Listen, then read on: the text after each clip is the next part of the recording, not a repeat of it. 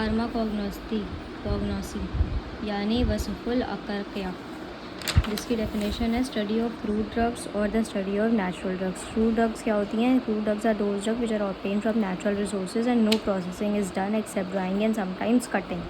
Classification on the basis of alphabetical classification यानी हरूफ तहजी के एतबार से, दवा की शक्ल के एतबार से, मॉर्फोलॉजिकल अर्तका के एतबार से यानी टैक्सोनॉमिकल अफ़ाल के एतबार से, फार्माकोलॉजिकल कीमियावी अज्जा के एतबार से और अर्तिका व कीमियावी taxonomical and chemical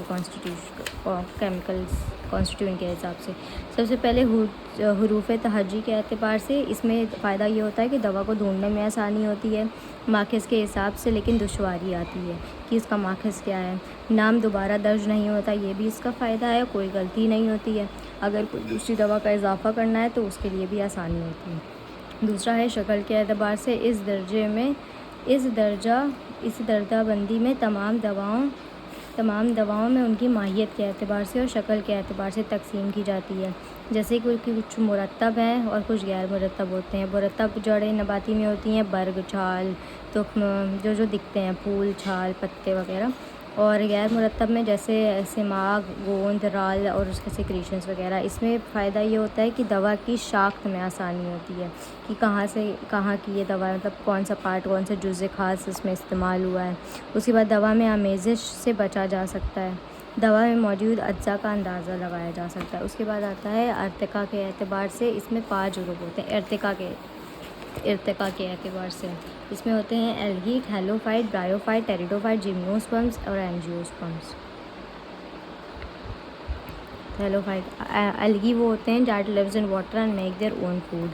Thallophyta thallus bearing plants यानी जिसमें पौधे की जड़, तना, बर्ग वगैरह में मुतफरक नहीं होता, मतलब कोई फ़र्क हम नहीं कर सकते कि जड़ कहाँ है, तना कहाँ है। ब्रायोफाइट्स होते हैं नॉन वैस्कुलर, नॉन फ्लावरिंग, मतलब पानी में जमने वाली काई को ब्रायोफाइट बोलते हैं। उसके बाद टेरिडोफाइट, ये वैस्कुलर तो होते हैं, मतलब ब्रांचेस वगैरह तो होती हैं, लेकिन इसमें कोई फूल नहीं होते, बगैर फूल और बीज वाले plants.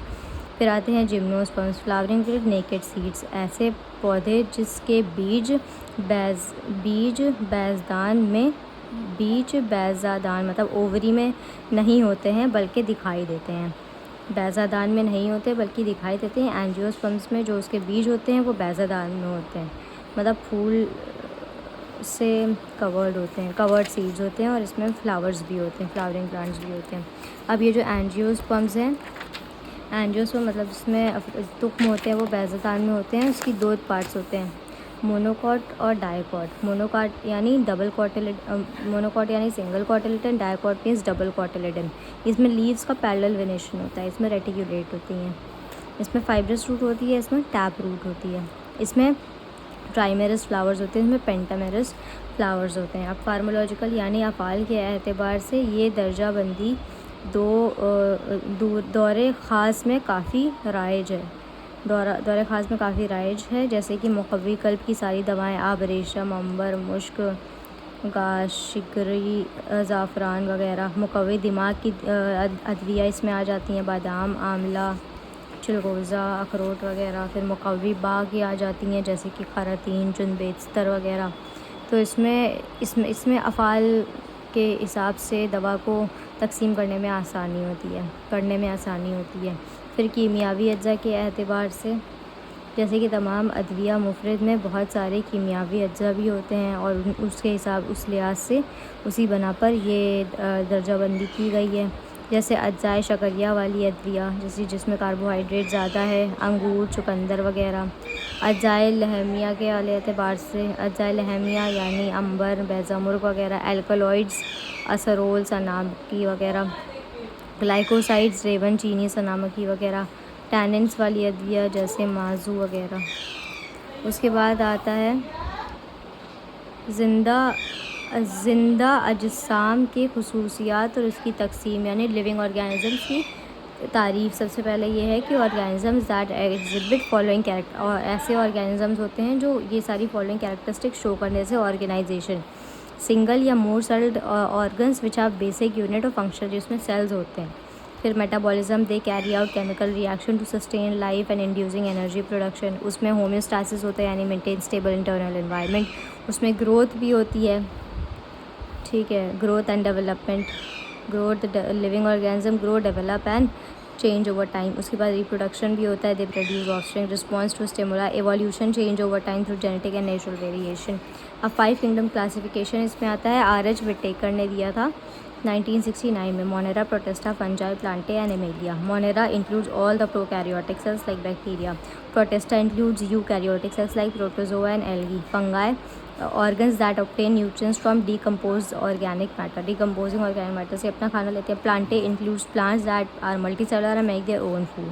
Animalia includes animals that can not make their own food, means they are heterotrophic. उसके बाद आता है classification of plants on the basis of habits. Habits में जैसे कुछ हर्ब्स होते हैं non woody soft stem like basil and mint. कुछ श्रब्स होते हैं like woody plant but multiple stems, roses, bushes, lavender.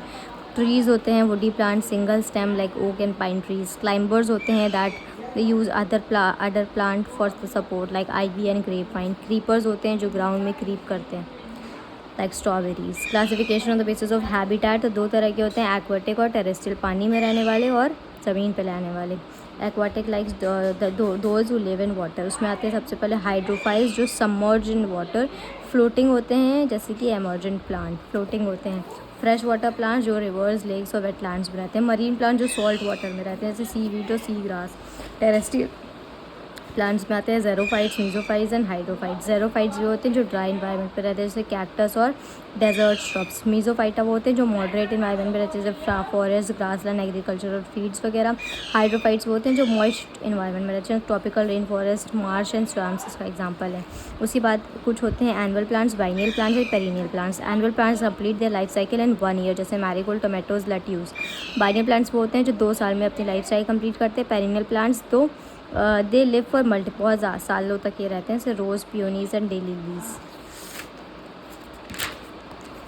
फिर आता है modification of flowering plants. Root modification में tap root, fibrous root, adventure. Tap root ऐसी होती है जिसमें मेन रूट एक होती है, द प्राइमरी रूट होती है, उसके ऊपर से उसके बगल से सेकेंडरी रूट और टर्शरी रूट्स निकलती है। एडवेंचरस रूट वो होती है जो प्लांट की रूट के अलावा कहीं और से निकलती है, जैसे कि नहीं चल रहा, जैसे कुछ होती हैं जो प्लांट की ब्रांचेस से निकलती हैं, जैसे पीपल का पेड़ होता है तो उनको बोलते हैं adventurous root that grow apart from the primary root. तो ये होती है primary root, secondary root, tertiary root. Stem modification में आते हैं राइजोम।